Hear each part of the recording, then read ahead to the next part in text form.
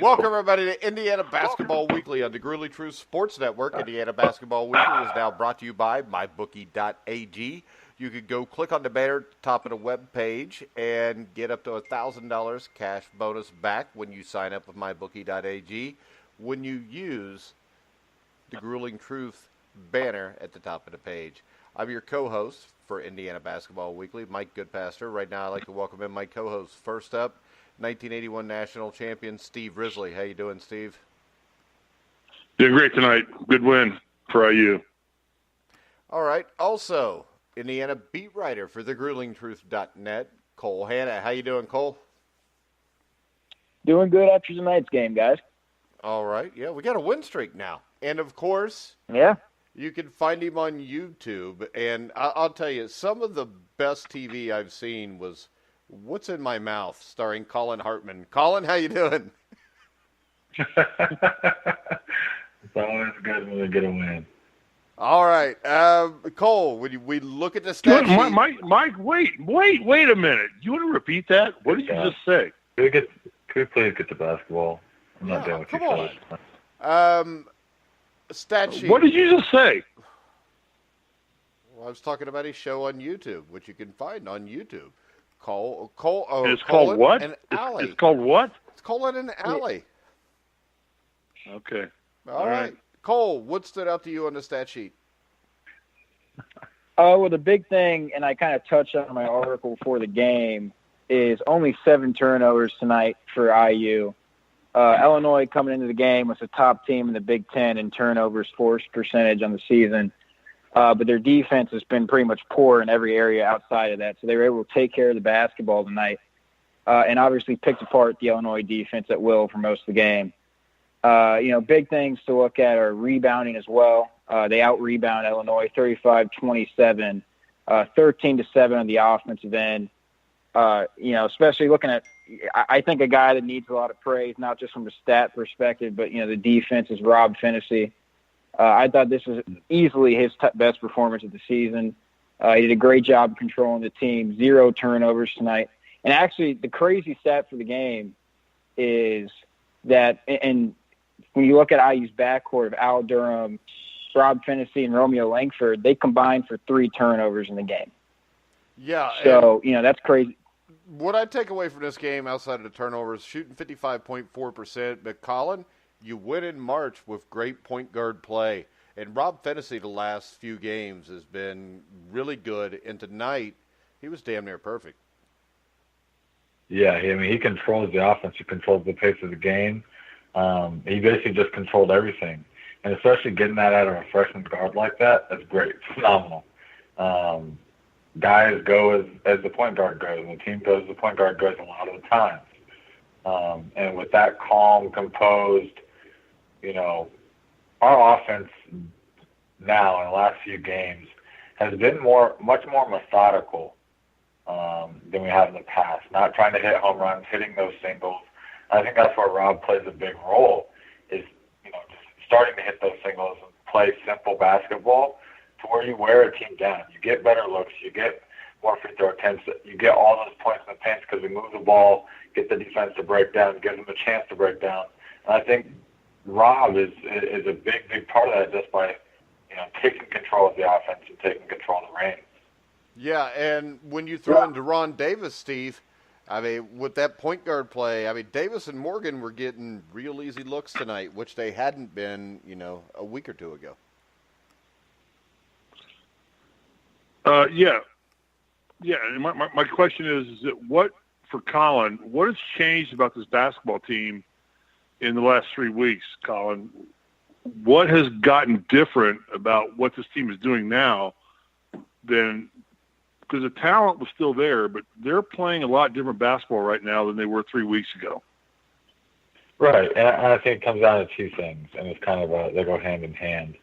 The first being I think as a team decided that they're going to change their mindset and buy into the defensive concepts and buy into letting the defense control how their offense goes, not vice versa. Because that's huge. If you let your offense control the way your defense goes, you never know how you're going to play. But you can control your defense. You can control how hard you play. So I think the first thing is this team is playing much better defense, a lot better communication, flying around rotations on the backside, just simple switches and talking on that, hedging the ball screens very hard. Even Duran was getting out there today. It was cool to see a big guy like that get in shape a little bit more and be able to get up there and hedge those ball screens, because that's not easy, not without fouling. And then, like I said, hitting singles on offense and making their team work where we're not turning the ball over. Because Illinois, like Cole said, Illinois wants to turn the ball over, run and jump, push you up, get up in you, and then get a turnover and get easy buckets at the other end. And we didn't allow them to do that today because we played our game. So that's what we've been doing the last few games. I think that's why we've been having the streak that we've had. Yeah, so Mike, you're the stats guy, kind of. Well, you and Cole are. Is Illinois a quadrant one team or not? I don't even know. No. Are they a quadrant one team? No, They're not. No, Okay. they're not. They're They're a quadrant what? Quadrant no team. 18 Quadrant no team. team. Yeah, they're 11 Quadrant and 18 team. There you go. But the thing is this, it's still a win But in how Illinois, big- and we Mike- saw Illinois beat Michigan State earlier in the year, just a Right. few weeks ago there. Yeah. Well, How I big a think that win is speaks to- it for think Indiana that at this speaks- point in time to win? Go ahead, Colin. No, I just think that speaks to how deep the Big Ten is. Anybody can win or lose on any given night. Correct me if I'm wrong, guys. Did the announcer say that Illinois had the second hardest strength of schedule in the country? Yeah, I heard that. I heard that too, and I kind of raised my eyebrows too, Colin. I agree Yeah. with you. Well, if Yeah, you look that's at just their confusing. regular season schedule, though, it's not that hard to believe because they have played some really good teams. And I don't think they're a bad team. And the thing that impressed me was as soon as Rob Fennessy would leave the game, they would try to trap. They would try to press. And Devontae Green handled it fine also, Colin. Yeah. I think Devontae's quite candidly adopting a little bit of what Rob's doing. I think he's seeing it in the film room, and it's finally getting to him, finally getting through to him that this style of play is, A, what we're going to do, and B, how we're going to win. So I think that Devontae's taking a page out of Rob's book, quite candidly. Yeah, and I think Mike, that's I know I confidence. tweeted you today. I tweeted you during the game, Mike, and I still think Devontae Green is the most important player on this basketball team, in my opinion. Everybody else, we kind of know what we're going to get out of him. Juwan's great. Romeo is Romeo. Fennessy is coming back off his injury. We're getting more out of number 20.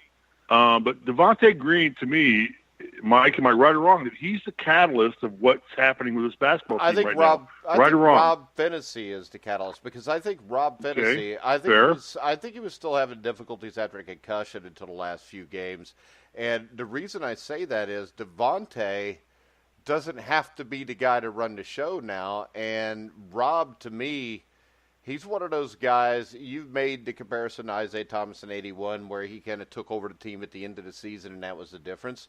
I think it's what you're seeing here. Yeah. And when I see this with Fennessy, it makes me really look forward to the next 3 years, anyways, because no matter who we lose, if we've got the best point guard on the court, we're still going to be a really good team. And you talk about the Big Ten, you remember Mateen Cleaves in 2000. Now, Michigan State wasn't the best team, but they had the best point guard, and they won the national championship with it. So with Fennessy running this offense, it takes the burden of Devontae Green running the offense off. And I think that Fennessy getting everybody better looks in position to make shots has made this team overall, the confidence just go through the roof. All right, so to anybody right now, all four of us that are on, is Indiana right now a tournament team? Are they dancing right now? Right now, Mike, I know you're gonna say it's body of work. I get that.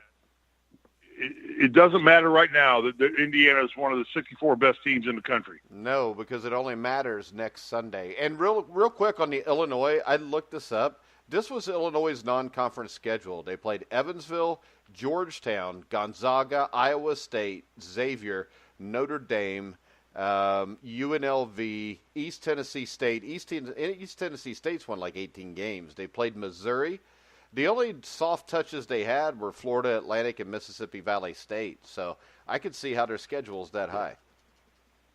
Yeah, me too. I mean, that's pretty tough. Yeah. I mean, when you're No. playing early in the season Yeah.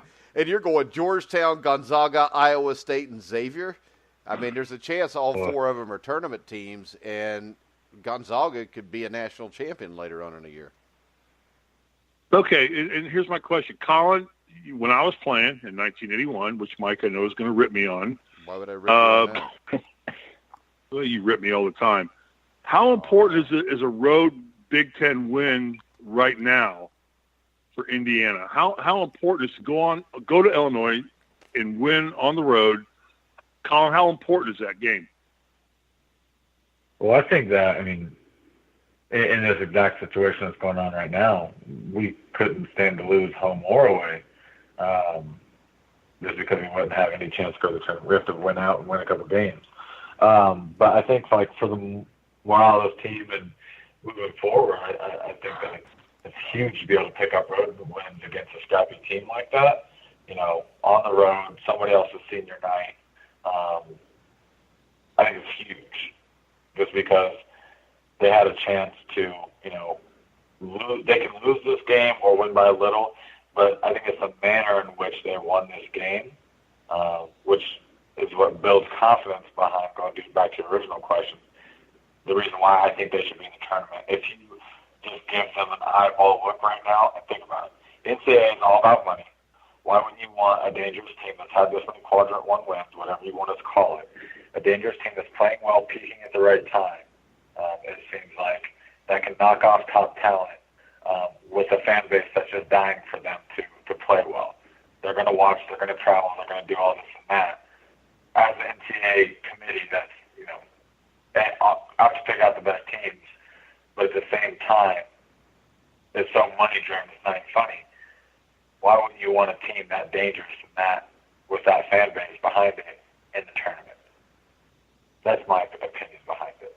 Yeah, but right now, the reason I say it doesn't matter right now is this. If you lose the Rutgers, lose it the first round of the Big Ten tournament, none of that matters. You still got to win. Right. I think if they win 2 more games, I think they're going to be in. They have to at least win. They have to finish the season, they have to go. Yeah. And that was my next question, Cole. Mike, you think they can get by with 1 win now? Because if they win, they should beat Rutgers at home, right? We all agree on that. Based on how they played the last 4 games, 3 or 4 games, and even they've lost a couple where they played hard, but they beat Michigan State twice. They go on the road in the Big Ten late in the season when everything's kind of on the line, because Illinois is fighting for their lives too. Are they not? No. Is that fair to say? They're not going to make. No, they're not. They're not going to make the tournament now. Yeah, they're out. Okay. Out. NIT. They're NIT. No, they're 11 and 18. So they're done. Okay, so they're done. So how important of a win on the road is this for Indiana, Cole? Well, it's important because the net ratings as a whole have been pretty generous to teams that are getting some big road wins. And I know we look at Illinois as not being a great win. Technically, you know, maybe they're not, you know, just record-wise a great team, but it's a top 100 net win. It's a quadrant 2 win for IU, so it's not a bad win necessarily. So, you know, just from that standpoint, it's a big win. You know, like Collin said, road or away, it doesn't really matter right now for IU. They have to win games. You know, I think I agree with Mike. I think if they can get to 18 wins here, you know, beat Rutgers, win a game in the Big Ten tournament, I think they'll be safely in, I think. Yeah, because we saw a team make it last year at 18 and 15 from a conference. So, Mike, can Indiana, looking at how they played tonight, I thought they played pretty good basketball tonight. I mean, they were aggressive. Can they make a dent in the tournament if they get in? If they get in? Yeah, because once again, question. If you've got the best point guard, you got a chance. And if they get in, they're probably going to be a 12 seed, have to play in Dayton. You win that game, you go play a 5 seed. You've got a chance. And I mean, they've got Romeo Langford. They got Juwan Morgan. Fantasy's playing this well. And the thing is this. It's not how good a team you were during the season. It's how good you are now. And I think this team could win the Big Ten tournament. They have the talent. Wow. That's a big statement, Mike. Not really, because this is the up. thing. I can back it up with this. I don't think the Big Ten's a very strong. I don't think it's a strong league. When you look at this, I don't think there's a Big Ten team that's going to be in the Final Four. I think you're going to be hard pressed to get one of them into Sweet 16. So what's the big, reach here? When you look at this, the way Fantasy's playing right now, he's better than Carson Edwards. And they've already proven they guarded him. They blew the game at the end. Purdue is the only team that scares me, and they don't scare me that much. Michigan is a team that doesn't really score well. They play defense. Michigan State, Cassius Winston, pretty much is everything there. And the thing about it is Winston and Edwards are guys that Indiana's guards have proven they could guard. And if Indiana continues to shoot the ball like this, I think they beat those teams. Colin, what do you? Is that dependent? Do you think Indiana could? Do you think Indiana?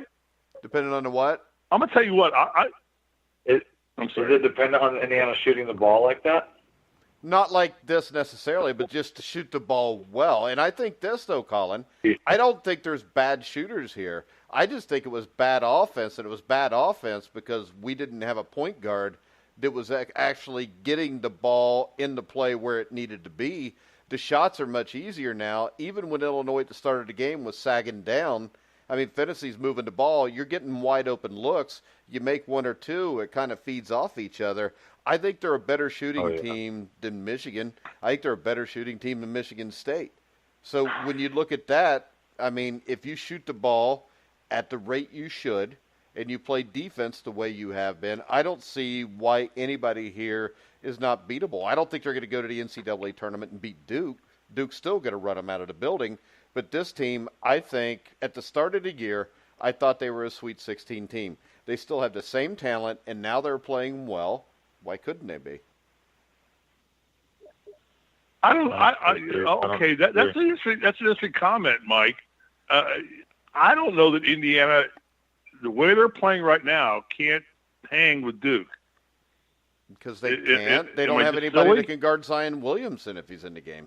Well, yeah, maybe without you don't Zion think Juwan Morgan could? You don't think? If hell you can no! Get the help, no. Hang on. No. Can I finish? They got more than just Zion Williamson, no. You got Deron Davis. You got Beef, and you can power the kid. Ray Thompson on him. Where is Ray? Yeah, what is going, Colin? What is going on with the? What happened to Race? Where did he vanish to, Colin? Where did he go to? I don't know. He's on the bench. He played a little bit tonight, but he's full of Risley. He's not an offensive threat. He's not an offensive threat. So when you don't need somebody to lock somebody down and guys are playing well defensively, why not have guys out there that are going to score all the time? Okay, but the other thing, Cole, go on. The other thing is just what I was going to say, Steve. Ahead, with Race Thompson not getting as many minutes, it's partly because Justin Smith has played really, really well over these two games. Yeah. And Archie doesn't want to take him off the floor probably as much. Yeah, he's knocking down jump shots, he's has. scoring on the inside. Right.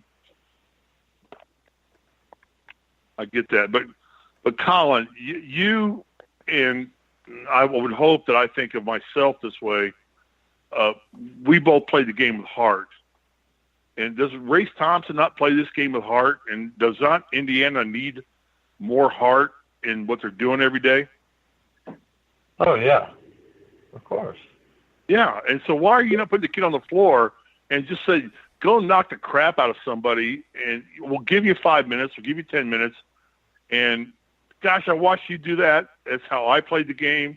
I did not have the skill sets that Kitchell did or Isaiah or anybody else did or, that I played with. But I'm going to kill or be killed. And I thought Race Thompson was a kid that really stepped up and ignited this kind of trend that Indiana's going to. Is that fair, Colin, to say that he kind of started this crap? And now we're playing like the team's playing with heart.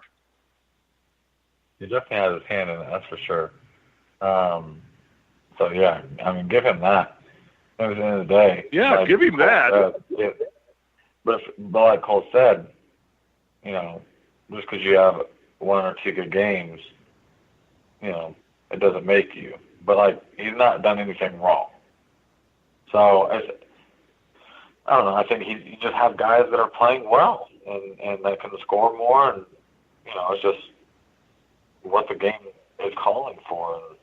And that game against Wisconsin, that game called for Race to guard Ethan Hatt.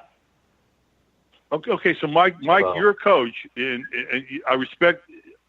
Is this on Archie? Is Archie turned the corner here? Has he figured it out and got these guys playing better together? Has he learned to communicate with these guys?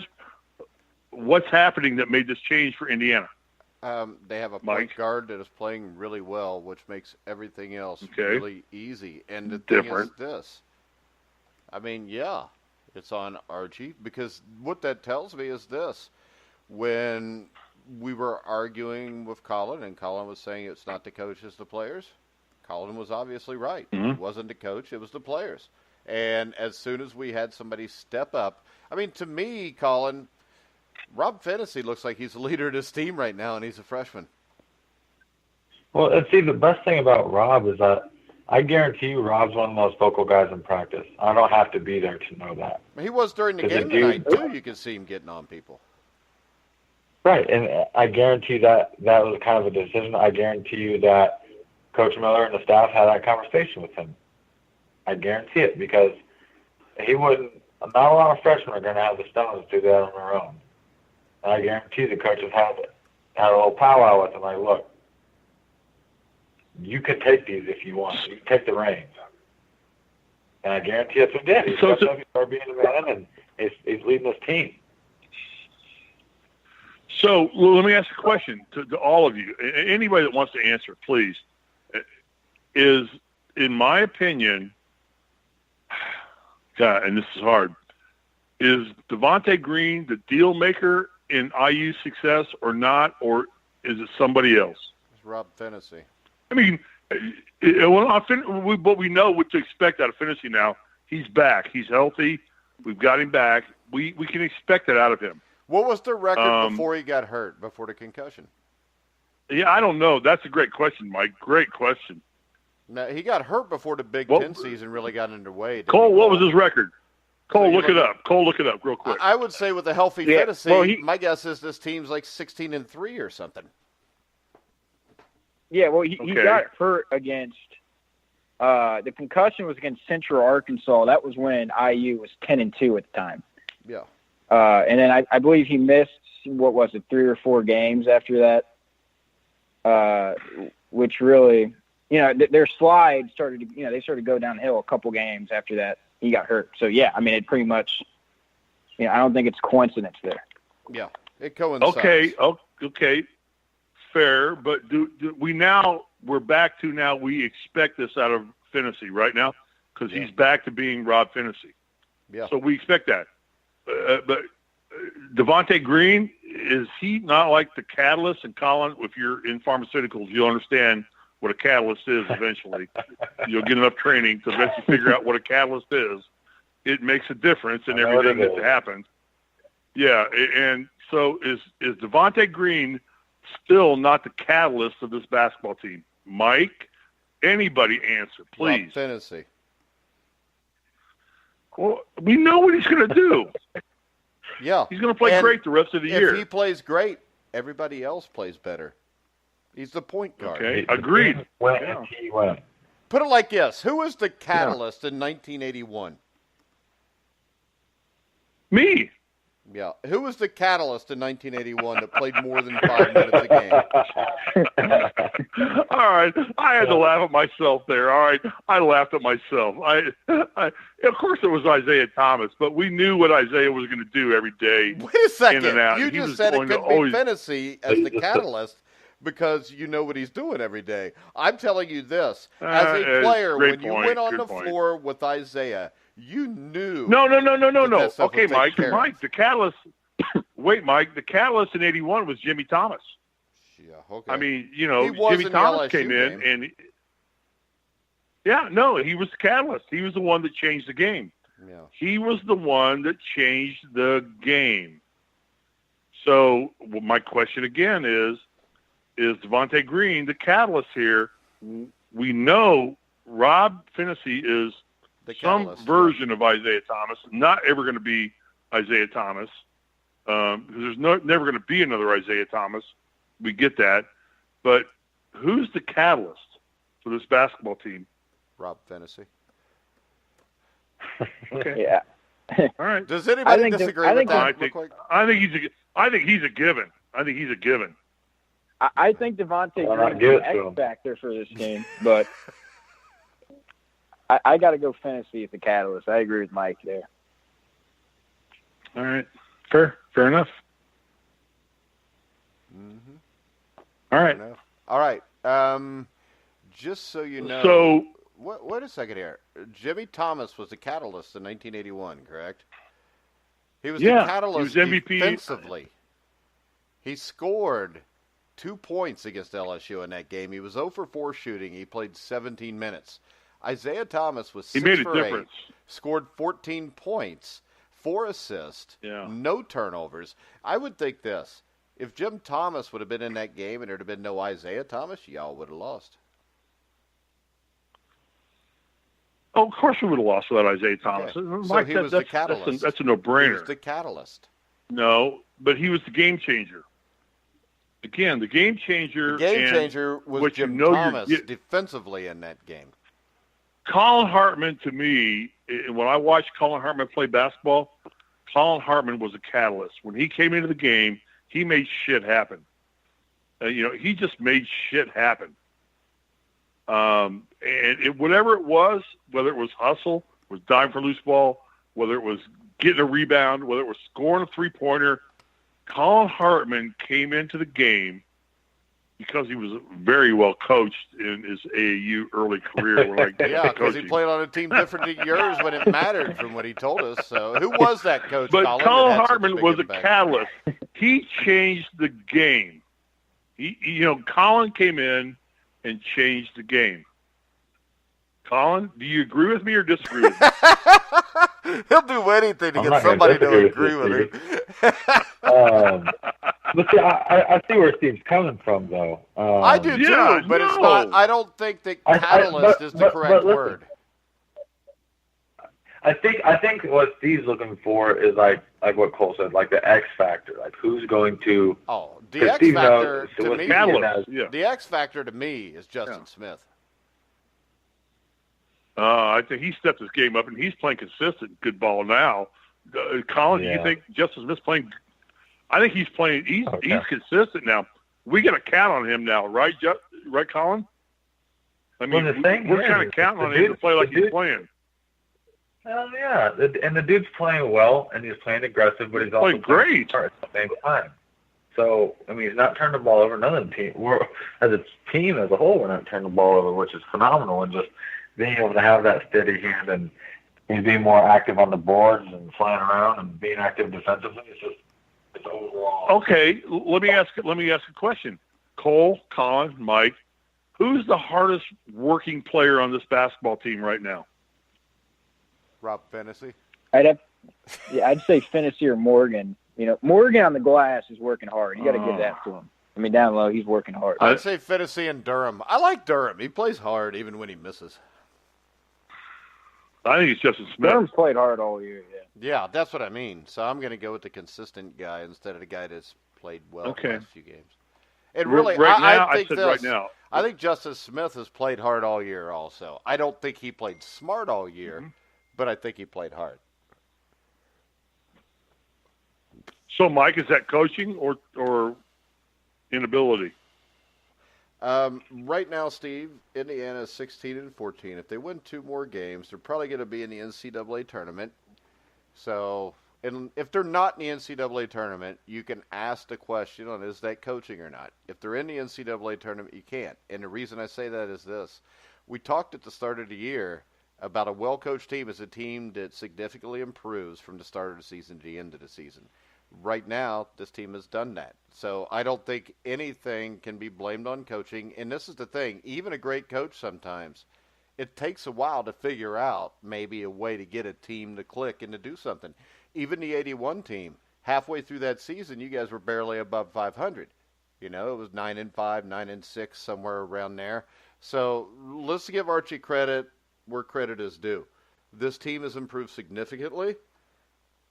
He has to be the one to get the credit, because when this team went south quickly, everybody was quick to blame him. So to be fair, the only thing you can come out of this is Archie Miller, especially as of right now, has done his job, because if this team continues to play like this, they will be in the tournament. They will have a chance to win games.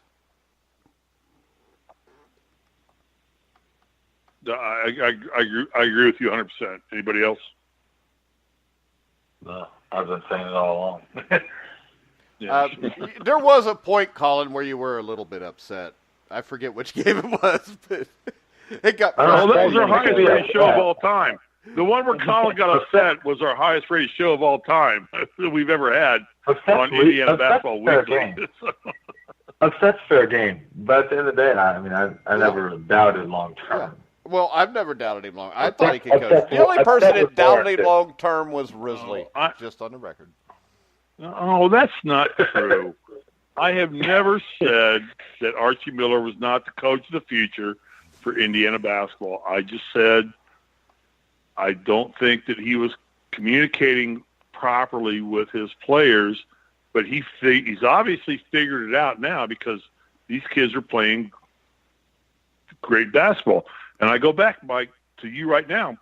Should Indiana be a dancing in March, Mike? Not right now, but 2 more wins they should. No?